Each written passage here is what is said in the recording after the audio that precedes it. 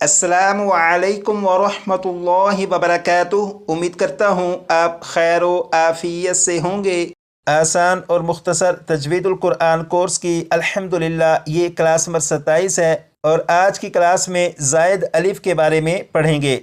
यहाँ पर देखिएगा, ये जो हर्फ है ये अलिफ है और अलिफ कुरान पाक में 48,000 से ज़्यादा मरतबा है। और अगर अलिफ के ऊपर इस तरह का छोटा सा गोल दायरा बना हुआ हो तो उस अलिफ को ज़ायद अलिफ कहते हैं। और कुरान पाक में कुछ अल्फाज ऐसे हैं कि उनमें जो ज़ायद अलिफ है उस ज़ायद अलिफ को बाज़ औक़ात पढ़ना होता है और बाज़ औक़ात नहीं पढ़ना होता। और कुछ अल्फाज ऐसे हैं कि उनमें मौजूद ज़ायद अलिफ को नहीं पढ़ना होता। तो किन अल्फाज में मौजूद ज़ायद अलिफ को कब पढ़ना होता है, कब नहीं पढ़ना होता, आइए अब इसकी तफसीलात की तरफ चलते हैं।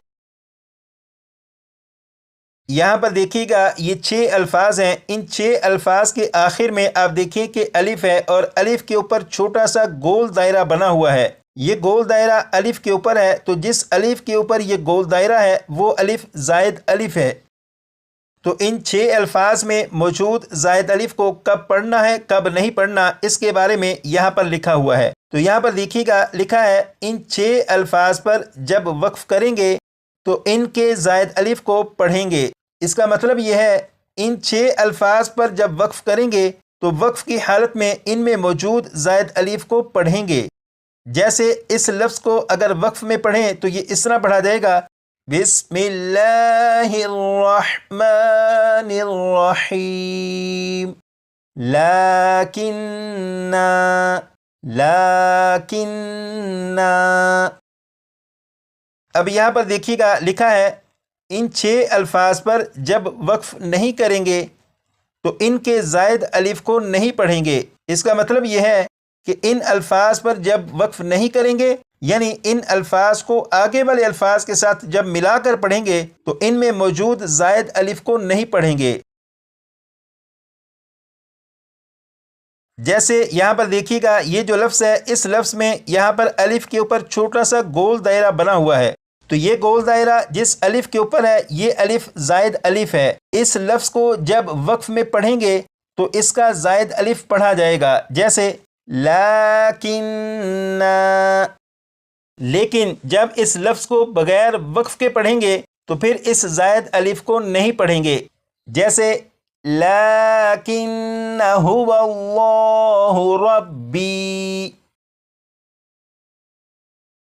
तो आपने सुना कि जिस तरह इस लफ्ज़ को पढ़ा गया कि जब वक्फ में पढ़ा तो इसके ज़ायद अलिफ को पढ़ा, लेकिन जब बगैर वक्फ के पढ़ा तो इसके ज़ायद अलिफ को नहीं पढ़ा।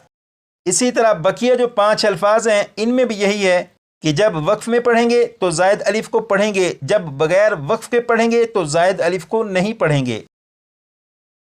अब यहाँ पर देखिएगा, ये जितने भी अल्फाज हैं इन अल्फाज में मौजूद ज़ायद अलिफ के बारे में यहाँ पर बताया गया है।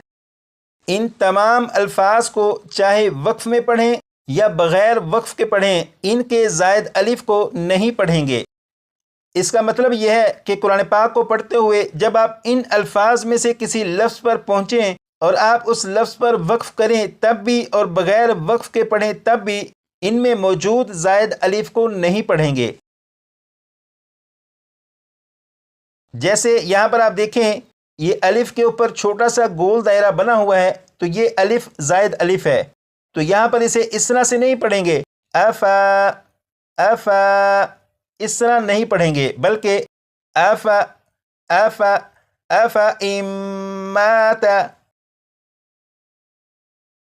अब यहाँ पर देखिएगा, ये जो लफ्ज़ है ये है लअंतुम, और वही लफ्ज़ यहाँ पर लिखा हुआ है। इसमें आप देखें कि यहाँ पर अलिफ के ऊपर छोटा सा गोल दायरा है। इसका मतलब यह है कि ये जो अलिफ है ये ज़ायद अलिफ है, और जब इसे वक्फ में या बगैर वक्फ के पढ़ेंगे दोनों हालतों में इस ज़ायद अलिफ को नहीं पढ़ेंगे, जैसे ला ला, इस तरह नहीं पढ़ेंगे, बल्कि लअंतुम लअंतुम अशद्दु रहबतन फी। तो जिस तरह इस ज़ायद अलिफ के बारे में यह है कि इसे वक्फ में और बगैर वक्फ के दोनों हालतों में नहीं पढ़ेंगे, इसी तरह इन अल्फाज के बारे में भी यही है کہ جب انہیں وقف میں پڑھیں یا بغیر وقف کے پڑھیں ان میں موجود زائد الف کو نہیں پڑھیں گے۔ اب یہاں پر دیکھیے گا یہ ایک لفظ لکھا ہوا ہے سلاسلہ۔ اس لفظ کے بارے میں یہ ہے سلاسلہ کے زائد الف کو وقف میں پڑھنا اور نہ پڑھنا دونوں جائز ہے۔ اس کا مطلب یہ ہے کہ اس لفظ کو جب وقف میں پڑھیں گے تو اس میں موجود زائد الف کو اگر پڑھنا ہو تو پڑھنا جائز ہے، نہ پڑھنا ہو تو وہ بھی جائز ہے۔ جیسے یہاں پر دیکھیے گا یہ لفظ لکھا ہوا ہے سلاسلہ۔ اس لفظ میں آخر میں الف کے اوپر گول دائرہ ہے، یعنی یہ الف زائد الف ہے۔ تو اس لفظ پر جب وقف کریں گے تو وقف کی حالت میں زائد الف کو پڑھنا اور نہ پڑھنا دونوں طرح درست ہوگا۔ جیسے اس لفظ پر جب وقف کریں تو یہ اس طرح پڑھا جائے گا لِلْكَافِرِينَ سَلَاسِلَا سَلَاسِلَا سَلَاسِلَا۔ اس لفظ کو وقف میں پڑھا اور اس طرح پڑھا کہ اس میں موجود زائد الف کو پڑھا، لیکن اب میں اس طرح پڑھوں گا کہ زائد الف کو نہیں پڑھوں گا، جیسے لِلْكَافِرِينَ سَلَاسِلَا سَلَاسِلَا۔ تو اب جو پڑھا یہ زائد الف کے بغیر پڑھا۔ تو اس لفظ کو جب وقف میں پڑھیں گے تو اس میں موجود زائد الف کو پڑھنا اور نہ پڑھنا دونوں طرح جائز ہے۔ اور یہاں پر لکھا ہے البتہ جب ملا کر پڑھیں گے تو سلاسلہ کے زائد الف کو نہیں پڑھیں گے۔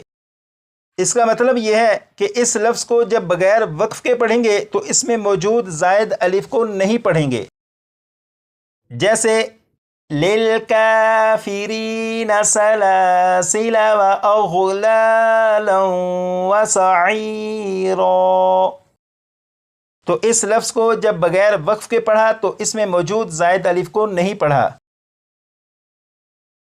امید کرتا ہوں کہ آج کی کلاس میں زائد الف کے بارے میں جو وضاحت کی گئی آپ کو اس کے ذریعے معلوم ہو چکا ہوگا کہ کن الفاظ میں زائد الف کو کب پڑھنا ہوتا ہے اور کب نہیں پڑھنا ہوتا۔ لیکن ممکن ہے کہ آپ کو خیال آئے کہ ہمیں کیسے معلوم ہوگا کہ کس جگہ پر زائد الف کو پڑھنا ہے اور کس جگہ پر زائد الف کو نہیں پڑھنا۔ تو اس کے بارے میں یہ ہے کہ کلاس نمبر 40 کے بعد جو کلاسیں شروع ہوں گی ان میں قرآن پاک کا سبق شروع ہوگا، اور قرآن پاک کا سبق اس طرح پڑھیں گے کہ جو قواعد آپ پڑھ چکے ہیں ان قواعد کے مطابق پڑھیں گے۔ تو جب یہ قواعد آپ کی روٹین میں آ جائیں گے تو ان قواعد کے مطابق آپ کا قرآن پاک کا سبق پڑھنا بھی بہتر ہوگا، اور آپ کو پہچان بھی ہوتی چلی جائے گی کہ کس لفظ کو کس طرح سے پڑھنا ہے۔ تو پھر آپ کے لیے پڑھنا مشکل نہیں رہے گا انشاءاللہ تعالی۔ اور آج کی کلاس میں جو سبق پڑھا اس سبق کو آپ خود اپنے طور پر جتنی مرتبہ پڑھ کر یاد کرنا چاہیں پڑھ کر یاد کر لیجیے گا۔